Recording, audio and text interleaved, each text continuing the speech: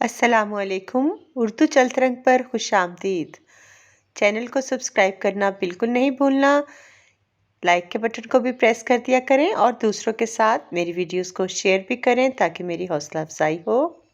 Any और तानिया 4 सालों से एक ही मोहल्ले में रहती थीं। दोनों एक ही कॉलेज में पढ़ती थीं, इसलिए इकट्ठी कॉलेज आती और वापस जाती थीं। कॉलेज उनके घर से तकरीबन 1 किलोमीटर दूर था। उस दिन भी एनी, तानिया और कॉलेज की दूसरी लड़कियां जो कि उसी रास्ते से जाती थीं, कॉलेज के लिए जा रही थीं। जब एन उसी वक्त एक तेज रफ्तार बाइक उसके बैग को टच करते हुए आगे गुजर गई। एनी मुश्किल गिरते गिरते बची।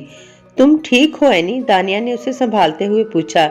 एक तो और लड़कियां भी पास आ गईं। ठीक हूँ, एनी ने फक्त इतना कहा और आगे चलने लगी।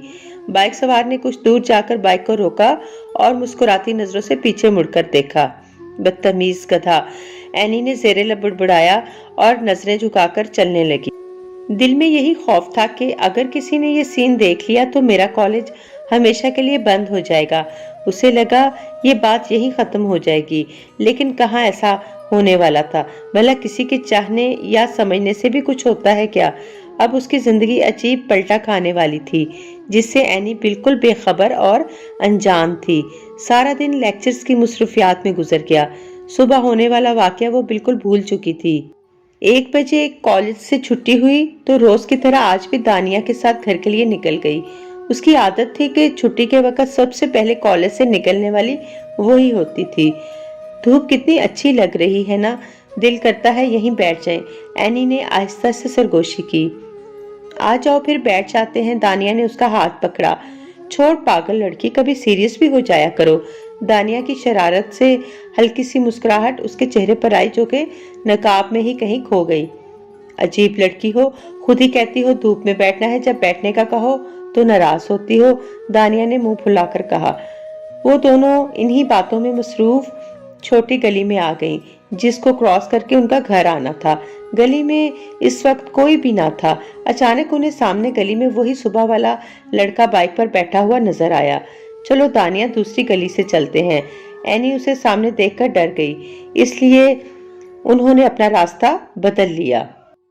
अरे तुम डरो नहीं, इसकी ऐसी की तैसी, दानिया से खींचती हुई आगे ले आई। उस लड़के ने बाइक स्टार्ट की और तेज रफ्तारी से उन दोनों के पास से गुजर गया, लेकिन अब की बार उसने एनी की फाइल पर एक कागज फेंका। एनी ने फौरन वो कागज जमीन पर फेंक दिया और तेज कदमों से चलने लगी। उसका दिल धक धक करने लगा। दानिया ने वो फोल्ड किया हुआ कागज उठा लिया और मुस्कुराने लगी। तुम्हारे लिए नामालूम आशिक का खत आया है एनी, पकड़ लो इसे, यूं तो हीन नहीं करते। दानिया ने मजाक से कहा। जबान बंद करो दानिया, तुम्हारे मुंह से ऐसी बात निकली भी कैसे? किसी ने सुन लिया तो खैर नहीं होगी।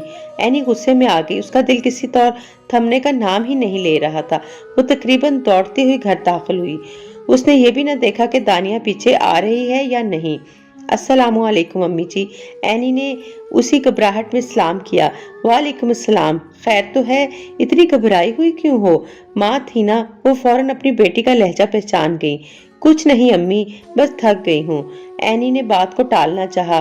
कुछ देर तक एनी अपनी घबराहट पर काबू पा चुकी थी। सारी रात वो यही सोचती रही कि अब क्या होगा। अगली सुबह फिर वही माजरा हुआ। वो लड़का कॉलेज वाले रास्ते में खड़ा था। जैसे ही उसने एनी को देखा, उसके चेहरे पर मुस्कुराहट आ गई। एनी खामोशी से गुजर गई। कॉलेज में दानिया और एनी का एक पीरियड फ्री था, इसलिए दोनों ग्राउंड में आकर बैठ गईं। दानिया ने बैग से वही कल वाला कागज निकाला। ये तुम्हारे पास कैसे? कल जब तुमने इसे फेंका तो मैंने उठा लिया, सोचा पढ़े तो सही आशिक ने क्या लिखा है। दानिया ने हंसते हुए कहा। उसने सफा खोला तो अंदर खत लिखा हुआ था। प्यारी अनजान लड़की, अस्सलामु अलैकुम। दानिया ने तकरीबन बुलंद आवाज में पढ़ा। ये तो शुक्र है इस वक्त ग्राउंड में कोई नहीं था, वरना। आहिस्ता बोलो दानिया, मुंह की जगह माइक लगवा लिया है क्या? एनी ने उसके मुंह पर हाथ रखा। मुझे पता है आप मुझे बीच रास्ते देखकर बहुत खफा होती हैं, लेकिन मैं क्या करूं? जब तक आपको देखूं ना, दिन ही नहीं गुजरता। पिछले 2 महीनों से मैं आपके पीछे इन सड़कों पर घूम रहा हूं, लेकिन कभी आपको महसूस नहीं होने दिया। खुदा गवाह है कि मैं आपसे कितनी मोहब्बत करता हूं। क्या आप भी मेरे लिए यही जज्बात रखती हैं? अपने जज्बात से जल्द अज जल्द आगाह कीजिएगा। آپ کا عباس۔ دانیہ نے ایک ہی ردم میں سارا خط پڑھ دیا۔ اینی کی پریشانی مزید بڑھ گئی۔ وہ تو اس بات کو معمولی سمجھ رہی تھی، لیکن چھٹی کے وقت بھی ایسا ہی ہوا۔ کئی جگہوں پر اس سے سامنا ہوا، کبھی مین روڈ پر تو کبھی گلی میں، لیکن اس نے کہا کچھ نہیں۔ پھر یہ روز کا معمول بنتا گیا۔ وہ روز کچھ نہ کچھ لکھ کر پھینک دیتا۔ کبھی کبھار دانیہ خط پکڑ لیتی اور کالج میں پڑھتی۔ اینی اسے کوئی جواب نہ دیتی۔ اسے یہ سب بہت عجیب لگ رہا تھا، اور ایک دن وہ آیا جس کے بارے میں کوئی سوچ بھی نہ سکتا تھا۔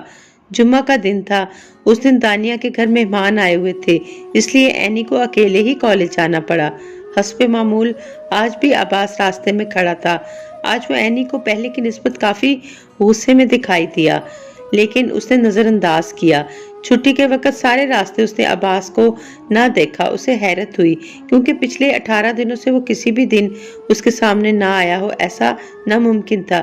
خیر دل میں اینی شکر ادا کر رہی تھی۔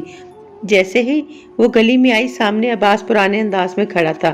اینی واپس پلٹنے کی بجائے سیدھا ہی آگے بڑھنے لگی کہ اس نے کون سا کچھ کہنا ہے۔ جو ہی اینی اس کے قریب سے گزرنے لگی، عباس نے اس کا بازو پکڑ لیا۔ اے لڑکی، کیا تماشا بنا رکھا ہے تم نے؟ تمہیں میرے پیار کی کوئی قدر ہی نہیں۔ گلی کے بیچوں بیچ بغیر کچھ سوچے سمجھے وہ اینی سے مخاطب ہوا۔ چھوڑو میرا بازو، کیا بدتمیزی ہے؟ مطلب تمہارا انکار ہے؟ پسٹل سے گولی نکلی، ٹھا کی آواز آئی اور سیدھا اینی کے دل میں پیوست ہو گئی۔ اینی اس کی باہوں میں ہی زمین پر گرتی چلی گئی۔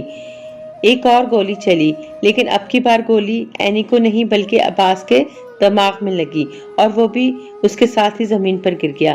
اہل محلہ میں خوف و ہراس پھیل گیا۔ ان میں سے کسی ایک نے پولیس کو کال کی۔ پولیس نے جائے وقوع پر پہنچ کر دونوں لاشوں کا جائزہ لیا۔ محلے والوں نے ساری رودات بتا دی۔ ریسکیو اہلکار لاشوں کو ہاسپٹل لے گئے، جہاں آگے کی کارروائی ہونی تھی۔ اہل محلہ کے توسط سے لڑکی کے گھر والوں کا پتہ لگوایا گیا۔ اپنی جوان بیٹی کی موت کا سنتے ہی ان کے پیروں تلے زمین نکل گئی۔ رشتہ داروں نے طرح طرح کی باتیں کی۔ کسی نے کہا اینی بھی اس لڑکے سے بات چیت کرتی ہوگی، تبھی تو ایسا ہوا۔ کوئی ماں کی پرورش پر سوال اٹھا رہی تھی تو کوئی باپ کو برا بھلا کہہ رہا تھا۔ غرض جتنے منہ اتنی ہی باتیں، لیکن کسی نے اس ماں کی تربیت پر سوال نہیں اٹھایا جس کا جوان بیٹا گھنٹوں ایک لڑکی کے لیے سڑکوں پر گھومتا رہتا تھا۔ اس باپ سے کسی نے نہیں پوچھا کہ کیا کمی رہ گئی جو لڑکا اتنا جنونی ہو گیا۔ ہاں، مگر سب نے اس لڑکی کا مرنے کے بعد بھی تماشا بنا دیا، جس کا اس سارے فسانے میں کوئی قصور ہی نہ تھا۔